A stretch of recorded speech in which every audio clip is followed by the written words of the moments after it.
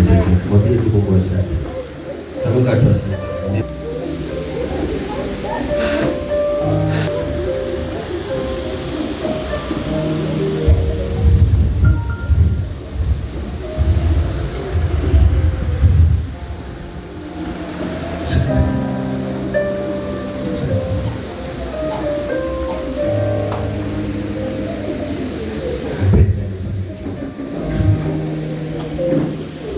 Napenda nibarikiwe.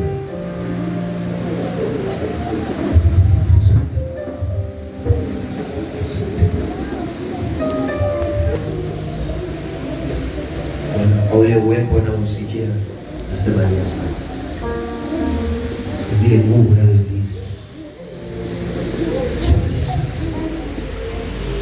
Kwa wale mabadiliko tena kuyafanya juu ya maisha yake, Bwana ninasema ni asante.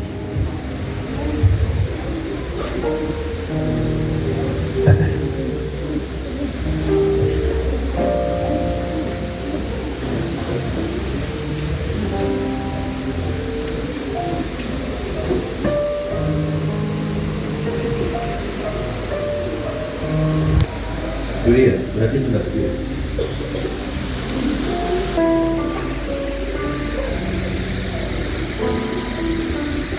Mwita Mungu, kuna faida. Kuna faida juu ya maisha yako, kuna faida juu ya watoto wako, kuna faida juu yako, kuna faida juu ya maisha yako, kijana, mama, mzee.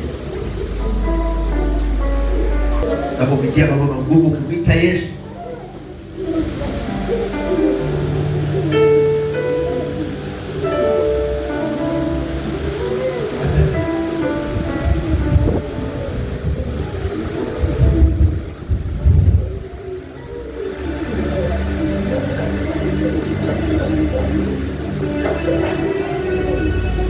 Nataka Mungu akubariki uende mbali sana.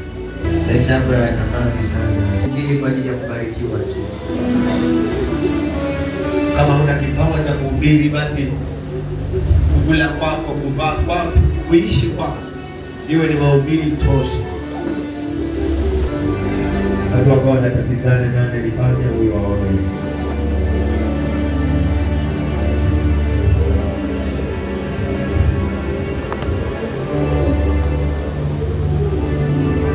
Kawa hivyo kwa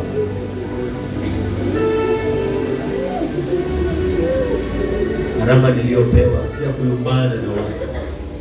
Karama niliyopewa ni ya kuombea watu na kubariki watu. Ukabarikiwe wewe uingiapo na utokapo, wazapo mambo mazuri juu ya maisha yako, wazapo mambo mazuri juu ya watoto wako, wazapo mambo mazuri juu ya huduma yako, wazapo mambo mazuri juu ya kesho yako. Wazo lako kwa sababu umepita Mungu, oh Bwana, ukatimize.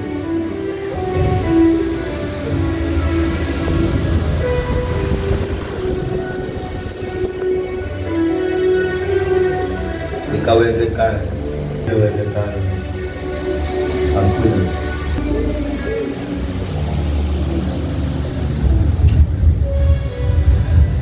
Sema amen.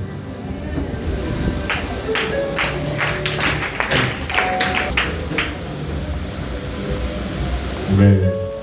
So, time imeshauti sana. Kuna vitu vingine hatutaweza kuvifanya sababu saa hii saa 5.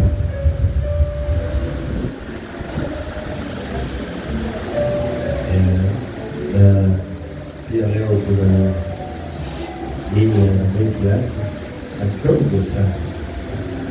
So, kulingana na time na vile kuko tasukia sasa hivi ni saa 6, saa 7, saa 8.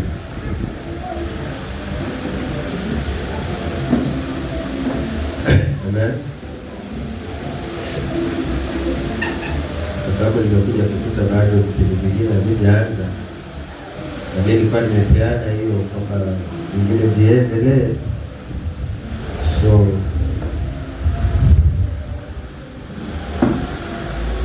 nadhani tutaenda tu kwa moja kwa moja kwa video. Mungu amepanga siku ya leo. Sema amen. Sema amen. So wacha niseme na wewe kitu. Ukiona kuna vitu change, tupende kuongozwa na Mungu, si ndio? Amen. Yeah. Masiku mengi bado yapo.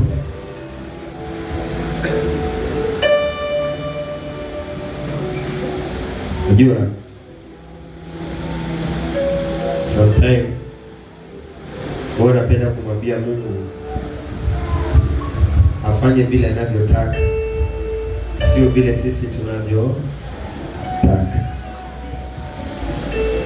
Amen.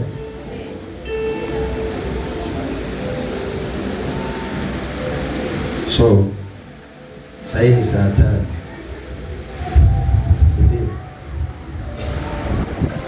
Na nilisema hiyo issue inaanza saa 7.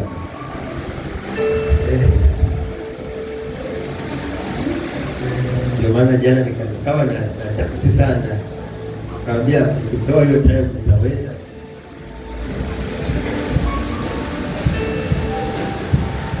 So waje tumalizane na hii kitu kwanza, ndio vingine ziendelee. Si sawa?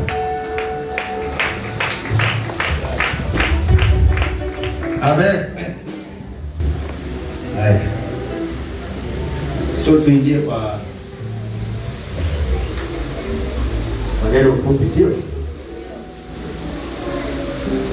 Basi tupate Zaburi pale 125.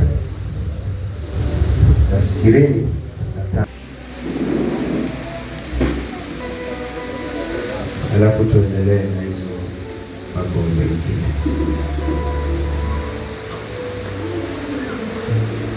Zaburi 125 tutaanzia 1. Na ikafanyike kuwa ya baraka kwetu sote. Amen.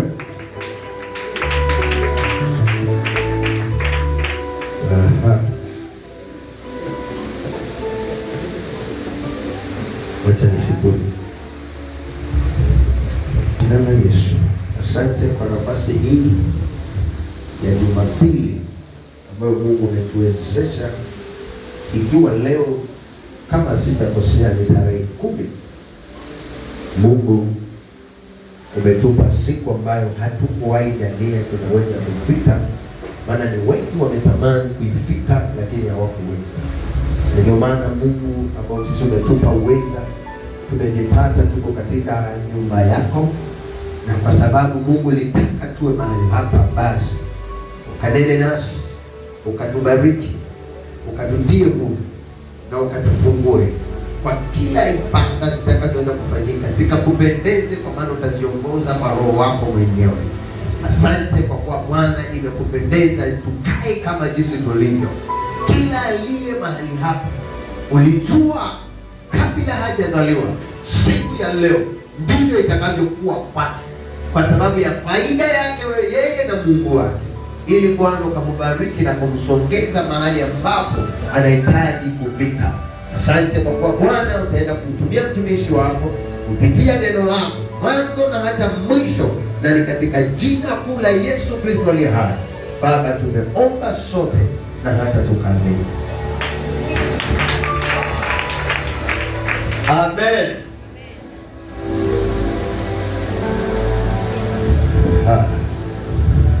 Wacha tusikie bali. Amen. Kitabu cha Zaburi 125 kuanzia mstari wa kwanza inasema, wamtumainio Bwana ni kama mlima Sayuni. Sema amen. Sema tena. Amen. Rudia tena. Amen. Ati wamtumainio Bwana wamefananishwa na nini? Mlima Sayuni. Hebu niendelee hapo mbele kidogo. Kama mlima wa Sayuni. Unafanya nini mlima wa Sayuni? Ambao hautatikisika. Pigia Yesu makofi mazuri. Eti wanaomtumainia Bwana wamefananishwa na nini? Mlima Sayuni. Sio mlima ule wa shambani mwako ambao unaweza ulima. Kuna milima hata Wachina wakiambiwa walime hapa wajua wanzie wako. Waenda wakabomoe Kilimanjaro. Hawezi fika. Waende kwa mlima wa Sayuni. Hawezi fika. Mlima wa Sinai. Haleluya. Sasa unaambiwa weka besi hii bana. Yaani toa sauti kama ya kike. Amen. Wanaambiwa wanaomtumainia Bwana ni kama mlima wa Sayuni.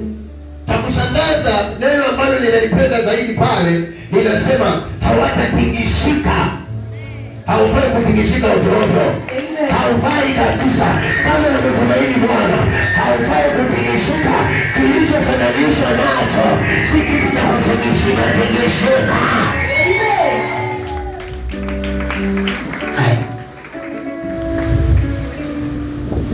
Hebu sikia hiyo message bwana. Amen. Haujalinganishwa na vitu vya kushtuka.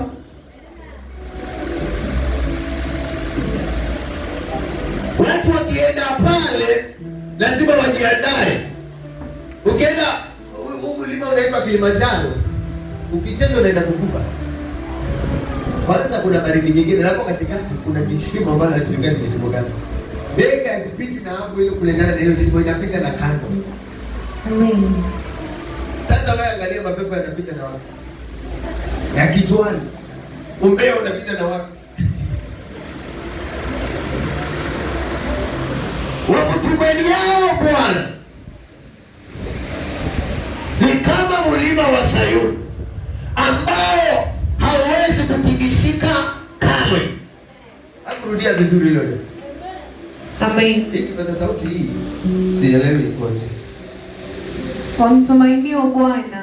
Wamtumainio Bwana ni kama mlima Sayuni. Ni kama mlima wa Sayuni ambao hautatikisika. Wakaa milele. Unakaa milele. Kwani unamwabudu Mungu kwa mkataba? Unamwabudu Mungu kwa contract? Ni contract ndio kama nimekosa. Hapo. Sema tena hapo. Yes. Haumwabudu Mungu kwa sababu tumeandikiwa contract ama mkataba. Unamwabudu Mungu kwa sababu ni Mungu wa milele. Ndio maana Mungu kuna mwimbaji alisema milele Mungu wa baraka ni nani yeye? Oh, haleluya.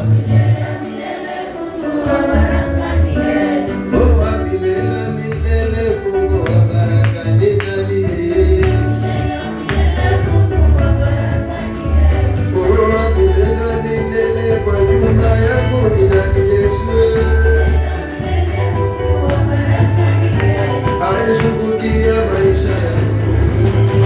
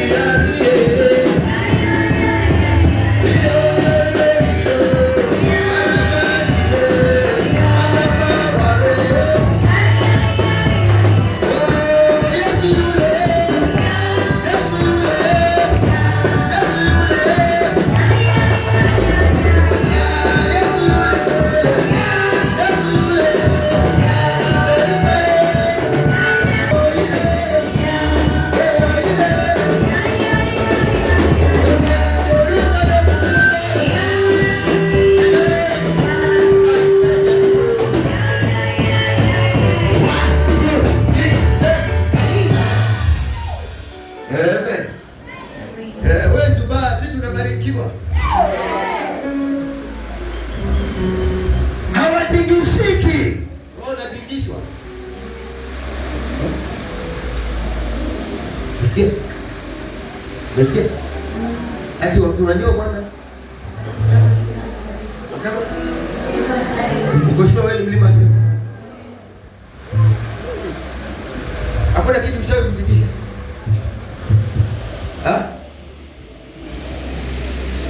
Hakuna kitu kishakutikisha. Sina kishatingishwa. Umetingishwa wewe karibu mwache Yesu. Alafu mbele anakuambia mwache Yesu gende wapi?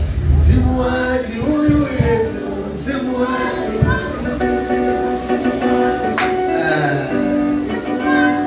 Unaona mwimbaji alimwambia nini? Na wewe ulitingishwa karibu kumwacha? Alafu mwimbaji akakusaidia akasema, "Nimuache Yesu nende wapi?" Wewe unaimba kwa sababu mwimbaji aliimba, unasema simuachi, lakini si wewe uliyesema. Labda leo ndio useme hivyo. Tukusaidia useme. Sema basi. Kama una andiko unaangalia ile sauti. Ndio umepasa kumuita sasa hivi. Yes. Yes. Sasa ndio mwacha tena. Hebu rudia tena. Wakati unamuita huku usema na sauti hiyo. Hebu mwite ukisema vile ambavyo umemwambia mara ya kwanza tukiomba. Sema. Simuachi huyu Yesu. Simuachi. Lakini sasa wasemaje?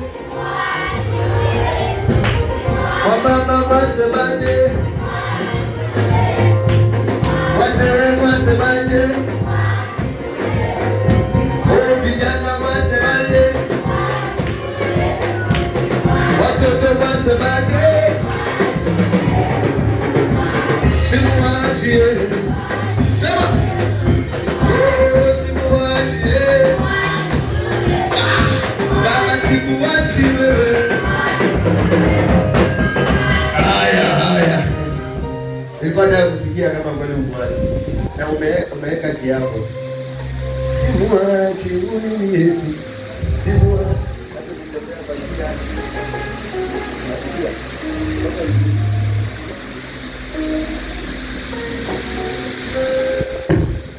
Amesema mwache ametulia. Amen. Hata ukitembea kwa njia kama unapigwa vita mwambie simuachi huyu Yesu, naye anasema huyu aniache. Lakini usiwe na mawazo sana kama ukamweka kando. Sawa? Amen. Haleluya. So, unaambiwa wanaomtumaini Bwana wamefananishwa ni kama mlima wa Sayuni ambao hautatikisika kamwe. So, hakuna matatizo yanaweza kukutingisha. Hakuna njaa inaweza kukutingisha. Hakuna umbea unaweza kukutingisha. Hakuna uchawi unaweza kukutingisha. Amen. Bwana Yesu asifiwe sana. Amen. Usitingishike maana unamtumaini Bwana. Umeelewa pointi ya yule Mungu anayosema kwako? Anasema usitingishike kwa sababu unamtumaini. Kwa hivyo kama unatingishika inamaanisha kwamba tumaini lako haliko kwa Mungu. Bwana Yesu asifiwe sana. Amen. Tumaini lako limeondoka kwa Mungu. Umeanza kutumaini wanadamu ambao wanakutingisha. Umeanza kuweka tumaini kwa shetani ambaye anakutingisha. Shetani yeye kazi yake ni kuja kukosesha watu amani. Lakini Mungu yupo kwa ajili ya kutia watu amani. Haleluya. Bwana Yesu asifiwe sana. Amen. Sasa unapokuwa na hofu ni kama Mungu umemweka mbali. Unapokuwa na uoga ni kama Yesu umemweka mbali. Na wewe unamtumaini, anakwambia wanaomtumaini Bwana ni kama mlima wa Sayuni, hawawezi kutikisika lolote. Hata wanapoona shida ndio wanatakikana wakazane. Wanaposema wanatakikana wasimame. Wanaporogwa wanatakikana wasimame. Haleluya. Bwana Yesu asifiwe sana. Amen. Wajua haufai kuregarega. Haufai kuregarega. Hata nyumba inatakikana kuwa strong. Unaona ile nyumba ambayo unajenga ile mafindo hiyo. Kama ukishika wewe mwenyewe ukifanya hivyo hapo unamuuliza ule fundi, hii nyumba. Kwani umechimbia nani? Ndio maana unaona mtu kama anajenga nyumba yake ile mpaka mwenye nyumba haenda kuigusa ione kama inaenda sana. Lakini wewe unajenga yenyewe nakwambia nitaja huko.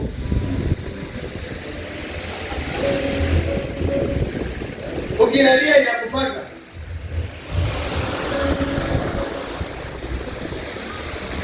Haleluya. Haleluya. Wangapi wamesimama na Mungu?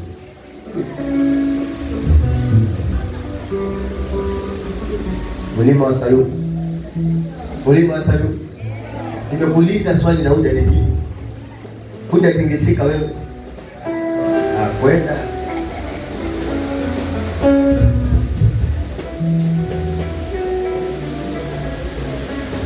Akiwa mtu ambaye hajatingishika ni yule ambaye hata asikie nini. Haleluya. Example tuseme mfano. Umesikia jambo juu ya pasta. Kwani ukija hapo naabudu pasta? Naabudu nani? Kama na yake, baba Mungu aliyemwita. Kwa hiyo sisi tunataka sisi tuliomba kwa imani. Tukamwambia Mungu didirisha. Basi. Wewe mchawi unamuona mchawi ameshika hiyo njia na watu hapo unasema sishiki na hiyo. Wale mchawi anaridhi yake.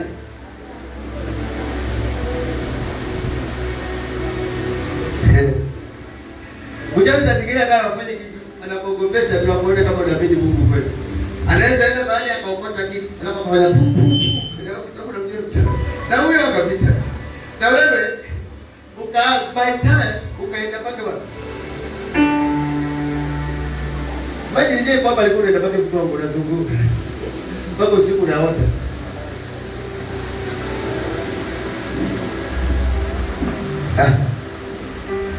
Wamutumbali yao Bwana ni kama mlima wa Sayuni. Alipenda hilo neno. Kutumaini Bwana unafaa usimame. Si kila katatizo kana kutingisha. Usiwe na imani za kutingishika. Sawa? Kuwa na imani strong. Imani strong. Kwa Kiswahili imani strong ni imani yenye nguvu. Si ndio? Imani yenye nguvu si uone jambo likuvunja moyo. Kuna mambo mengine tukiyaona ndio yanatutia moyo. Kwani unafikiri huyu Mungu namwabudu ili afanye nini? Sasa kushindania kila jaribu litakuja mbele yako. Sasa kama wewe jaribu litakushinda,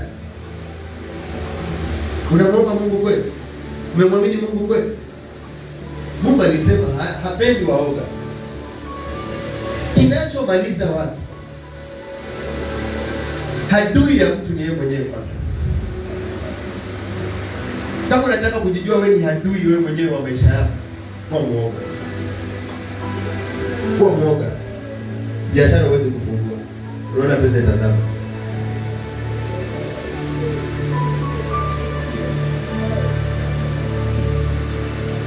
Ukuwa muoga juu ya maisha yako, utaitwa kazi hata mambo. Pigiwe simu tu mzee waambiwe kuna kazi utokezea huko mbele. Na wewe kwa sababu kuna mtu mmoja wa Kenya alikufa, alafu mambo na mtu ukienda utakufa.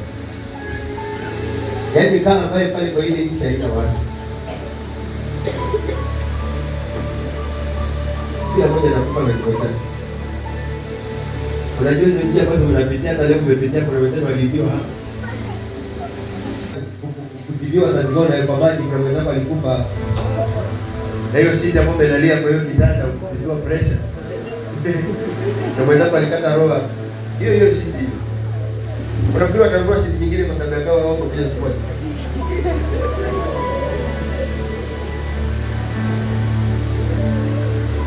Woga ndio unaua watu. muoga.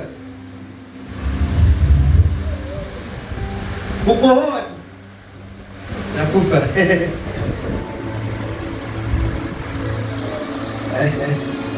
Wakristo hamjambo? Yesu mnamweka wapi?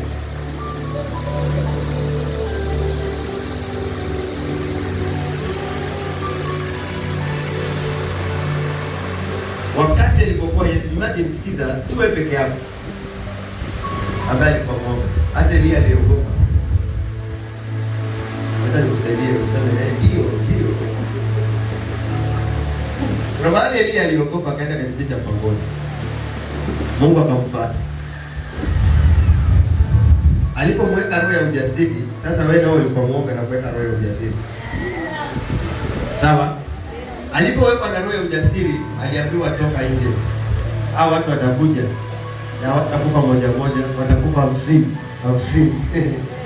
Alipotoka akapata ujasiri, akaona 50 wamekufa, akasema ndio. Sasa hata sirudi tena.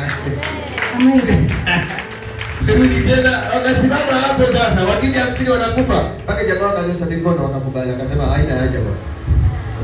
Wacha tushinda.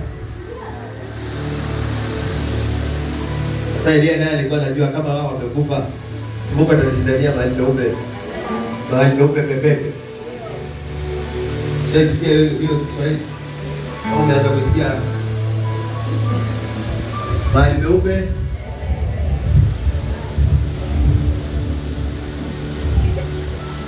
Haleluya.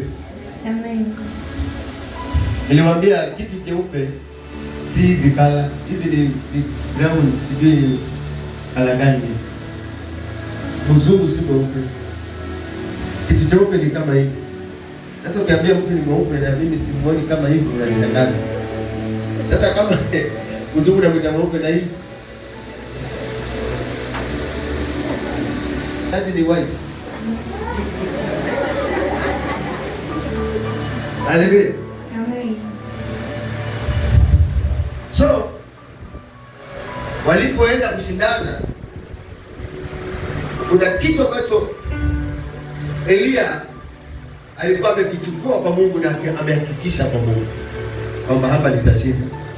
Akawa mchokozi, akamwambia endeleeni. Alipofika wakazamia, Mungu akampigalia. Na hapo muoga tena, akamwageukia kwanza yeye. Ukitaka kushinda, ondoa roho ya uoga. Ukitaka kufanikiwa, ondoa roho ya uoga. Amen.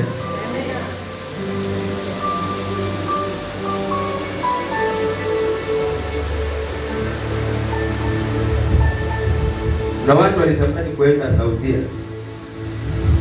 si ndio? Wakaambiwa ukienda unakufa. Lakini kuna wenzenu wako kule na hawafi na wamejitolea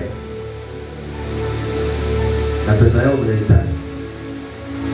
Awali yakuwa wende, nasema watu wanataka kufa, wanaendeleza maisha yao.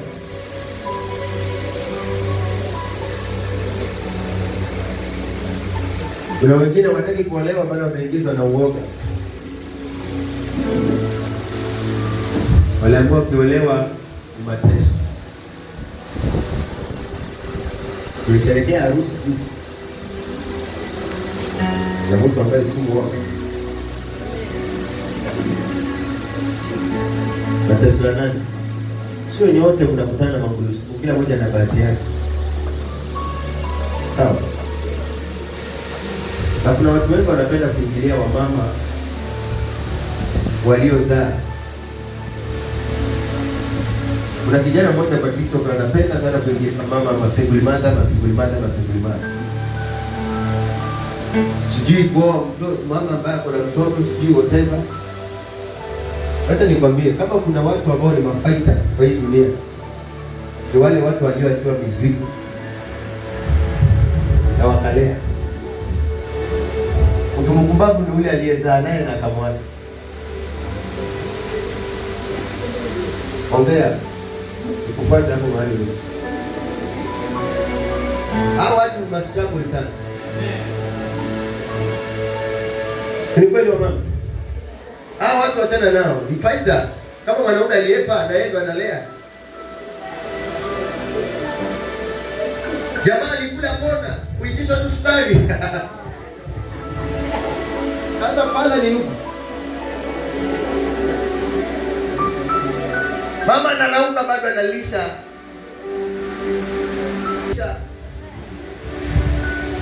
Yeye ameshikana na jitu lingine alijulikana ni kocha. Maana huko limetimuliwa linatamani kurudi huko. Wapigieni makofi hao mama ambao. Sometimes kila ushauri unauona kwa mitandao ukaona ni ushauri mzuri. Huenda hata yule mtu ndo alikosana na mke wako wakapigana naye. Na wewe unakuja kuchukuliwa tu ushauri huo. Huyu mama anavumilia mengi kuliko wao wengine. Acha nikwambie. Kama kuna watu wavumilivu na wanaelewa watu haraka ni wao. Mbona hutaki kuunga mkono? Na hakuna mtu anaitwa single mother. Hilo jina lilikuja kwa sababu ya uchokozi. Hao watu ni mafaita, msiwaite single mother. Hao watu wanaitwa wanawake bomba. Sawa? Kile kazi wanachapa. Hawafungi makucha.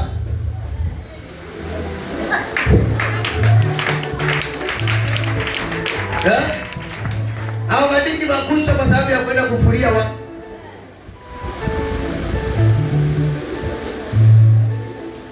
Tena wanazikata mpaka na mdomo kwa sababu inamsumbua saa zingine ndeze.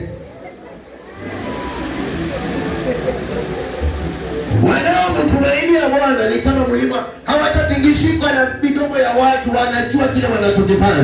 Na hao watoto wanapolelewa na mleo na kuja kubarikiwa sana. Usiwahi kusikiza ile vitu ukaanza kujishusha thamani.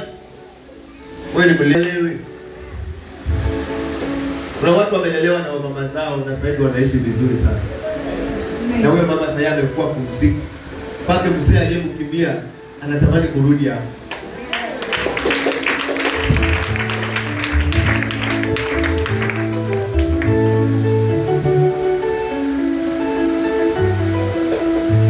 Wacha niwaambie tu kweli.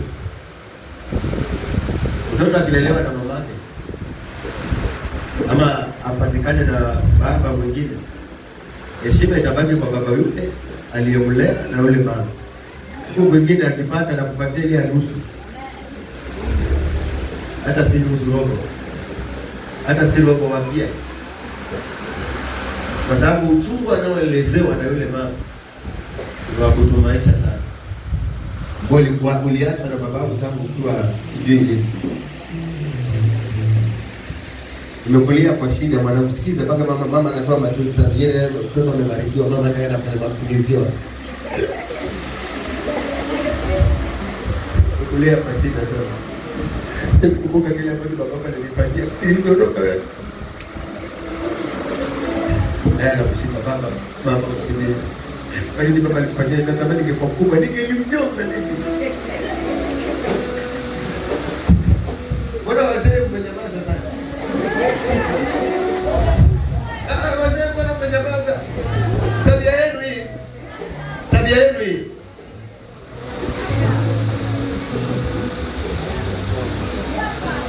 Anasema hapo. Lakini wewe useme hivyo. Amen. Wanaume uliye na akili timamu, ukimpata mama wa namna hiyo, usimuone malaya na usimupende yeye tu, penda hata na wale watoto walionao.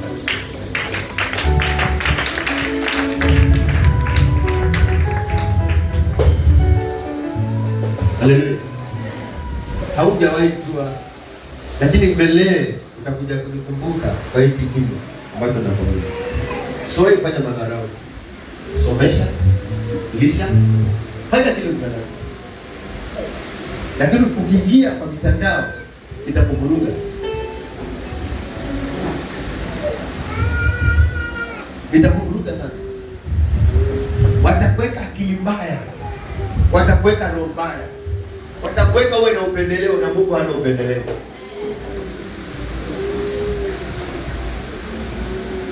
Amen. Kwa hivyo hakuna mtu anaitwa single mother. Uliona kwa maandiko na kuna mtu anaitwa single mother? Kwa hivyo Mungu anasemaje? Yeye ni Mungu wa wale walioachwa. Kwa hivyo wewe ndio kumpata, umempata kwa sababu njia Mungu alikupatia na sababu.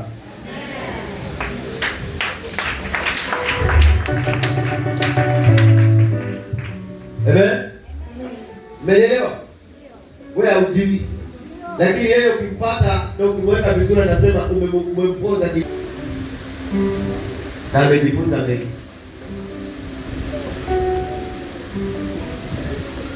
Nasema hivyo. Amejifunza mengi. Maana yeye alikuwa akishauri wenzake kabla hata hajapata Bwana, wakati alikuwa ameacha. Na akamwomba Mungu kwamba nikipata nitatulia.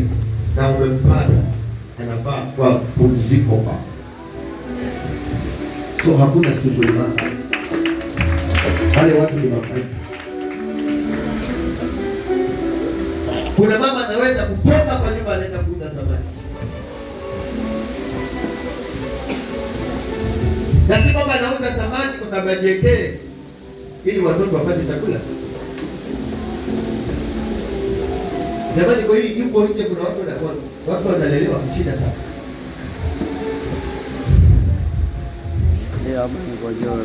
Mimi sipendi usikia mtu anadalilisha mtu kwa sababu ya hali aliyo nayo. Huwezi jua. Wewe kama uko mahali kwa sawa usidharau yule mwingine.